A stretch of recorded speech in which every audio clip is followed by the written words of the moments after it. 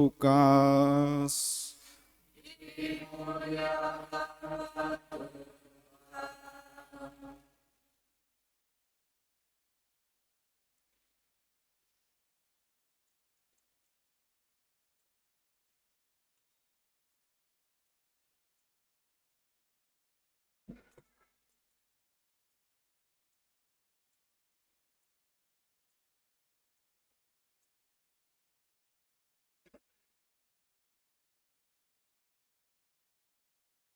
Beberapa waktu sesudah kedatangan malaikat Gabriel, berangkatlah Maria dan bergegas menuju sebuah kota di pegunungan Yehuda. Di situ ia masuk ke rumah Zakaria dan memberi salam kepada Elisabet. Ketika Elisabet mendengar salam Maria, melonjaklah anak yang di dalam rahimnya, dan Elisabet pun penuh dengan Roh Kudus, lalu berseru dengan suara nyaring, "Diberkatilah engkau di antara semua perempuan, dan diberkatilah buah rahimmu. Siapakah aku ini sampai ibu Tuhanku datang mengunjungi aku? Sebab sesungguhnya ketika salammu sampai ke telingaku, anak yang di dalam rahimku melonjak kegirangan. Berbahagialah ia yang percaya, sebab firman Tuhan yang dikatakan kepadanya akan terlaksana." Lalu kata Maria, "Jiwaku memuliakan Tuhan, dan hatiku bergembira karena Allah penyelamatku. Sebab ia telah memperhatikan kerendahan hamba-Nya. Sesungguhnya mulai sekarang segala keturunan akan menyebut aku berbahagia. Karena Yang Maha Kuasa telah melakukan perbuatan-perbuatan besar kepadaku, dan kuduslah namanya. Rahmat-Nya turun-temurun atas orang yang takut akan Dia. Ia memperlihatkan kuasa-Nya dengan perbuatan tangan-Nya, dan mencerai-beraikan orang-orang yang congkak hatinya. Ia menurunkan orang-orang yang berkuasa dari tahtanya, dan meninggikan orang-orang yang rendah hati. Ia melimpahkan segala yang baik kepada orang yang lapar, dan menyuruh orang yang kaya pergi dengan tangan hampa. Ia menolong Israel hamba-Nya, karena ia mengingat rahmat-Nya, seperti yang dijanjikannya kepada nenek moyang kita, kepada Abraham dan keturunannya untuk selama-lamanya. Kira-kira 3 bulan lamanya, Maria tinggal bersama dengan Elisabet, lalu pulang ke rumahnya. Demikianlah sabda Tuhan.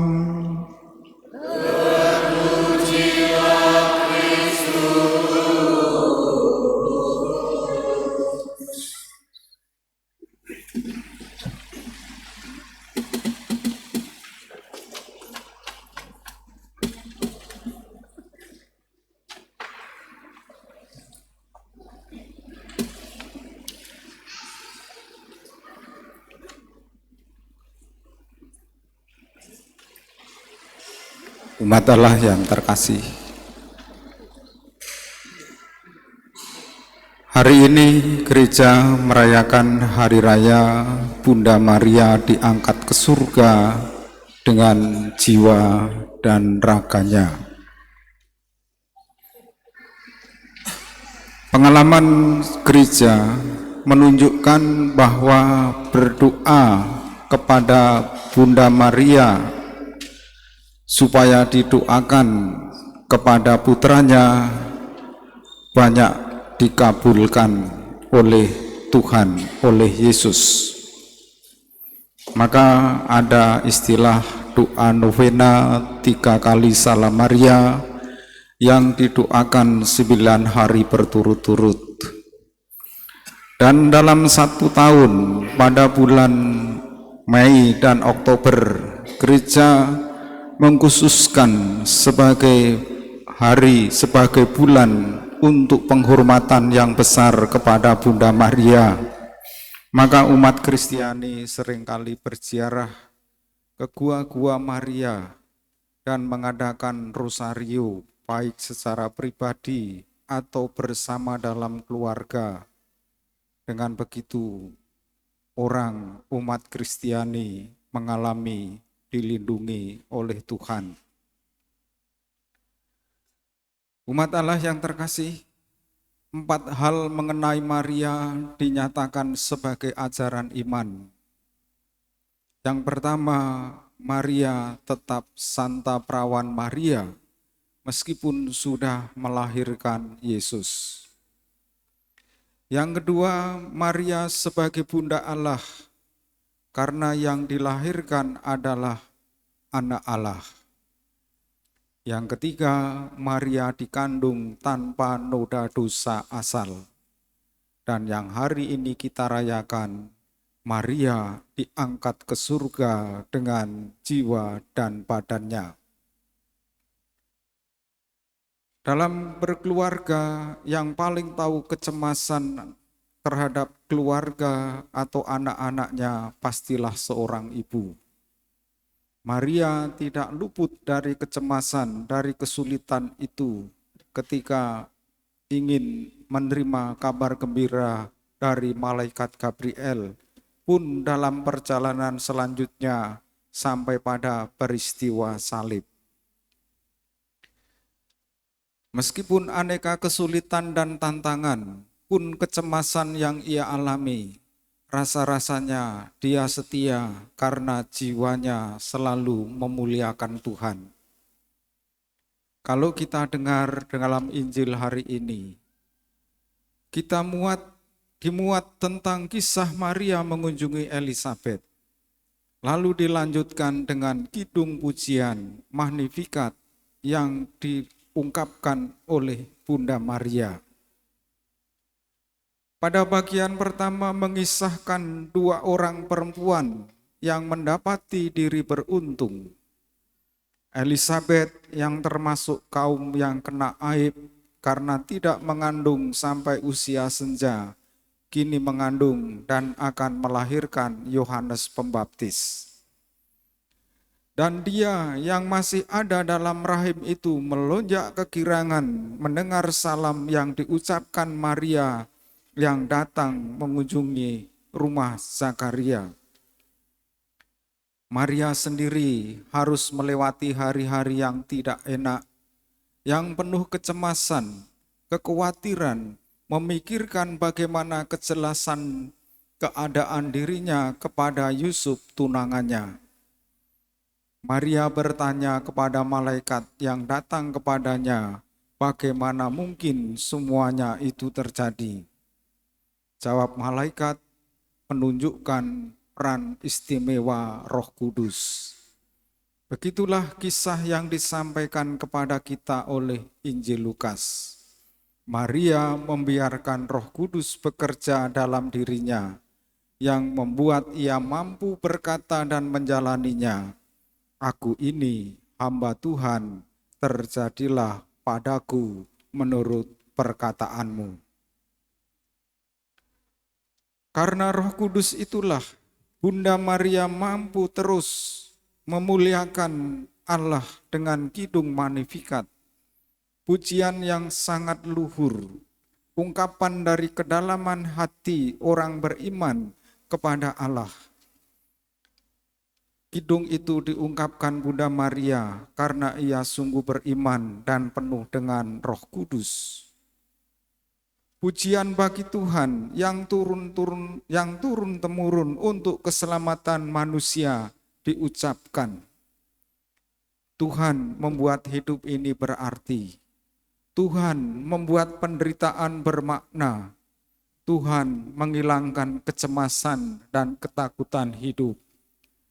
Tuhan memampukan Bunda Maria untuk mengatasi kesulitan dan tantangan itu. Hal itu diungkapkan akan pengakuan bahwa Tuhan menyayangi orang-orang yang kecil sehingga mereka menjadi kuat di mata orang. Kidung Maria mewartakan kebesaran Tuhan yang tidak takut berdekatan dengan orang yang kecil. Orang sederhana memang biasanya ingat Tuhan, dan itu cukup membuat Tuhan menemukan kembali kegembiraan yang telah hilang dari surga dulu, yang disebabkan oleh kejatuhan manusia pertama, Adam dan Hawa.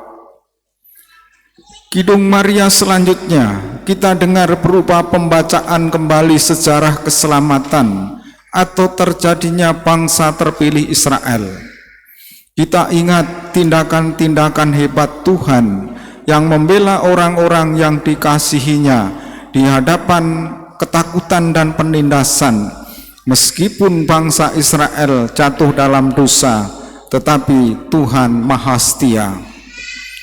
Puji-pujian Kidung Maria, jiwa yang selalu memuliakan Tuhan, adalah ungkapan syukur, ungkapan kegembiraan, kepercayaan, kemuliaan akan perlindungan Tuhan seperti dulu yang dialami oleh Hana. Kita diingatkan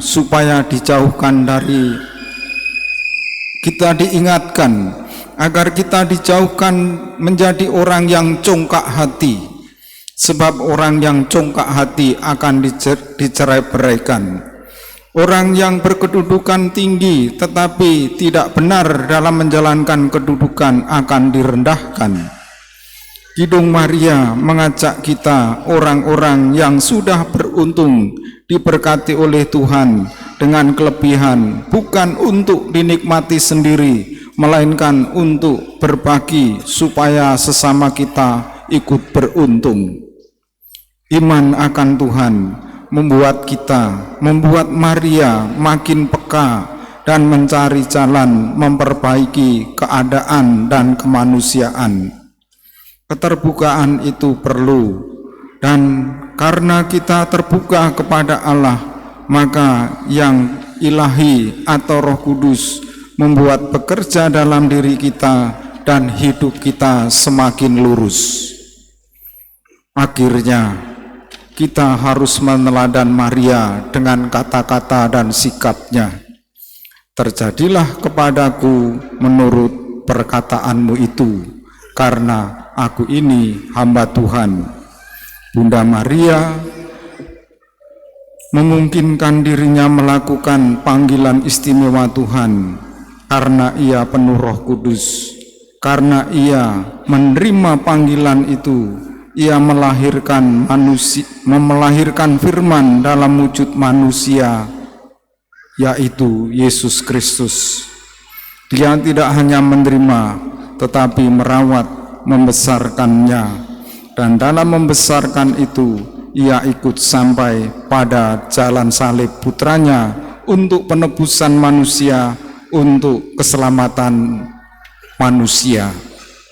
Kita adalah orang-orang yang berbahagia kalau kita meneladan Bunda Maria.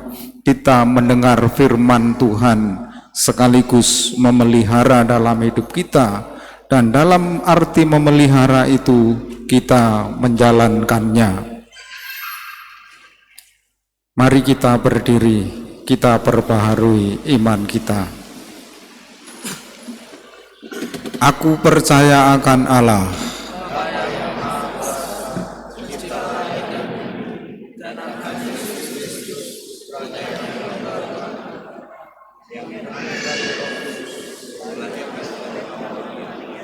yang menderita sengsara